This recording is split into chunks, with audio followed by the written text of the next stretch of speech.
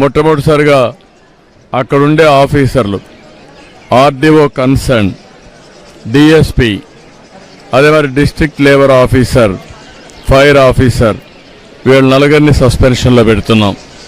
సస్పెన్షన్లో పెట్టి భవిష్యత్తులో ఎంక్వైరీ చేసిన తర్వాత ఎక్కడ లాక్సిటీ ఉన్నా, ఎక్కడ తప్పున్నా వాళ్ళపైన కూడా చర్యలు తీసుకుంటాం. రెండోది, మనుషులు కూడా కొంతమంది విచ్చలవిడితనానికి అలవాటు పడ్డారు. ఇలాంటి నేరాలు చేసి ప్రజా జీవితాలతో చెలగాటమాడే పరిస్థితికి వచ్చారు.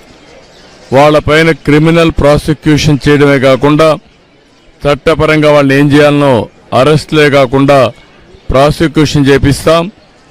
వీలైనంత వరకు లైఫ్ ఇంప్రిజన్మెంట్ వచ్చేట్టుగా ప్రయత్నం చేస్తాం. ఇంకొక పక్కన వాళ్ళ ఆస్తులు కూడా జప్తు చేసి బాధితులకు అందరికీ ఎవరైతే చనిపోయారో వాళ్ళందరూ కూడా కుటుంబాలకు అప్పచెప్తాం.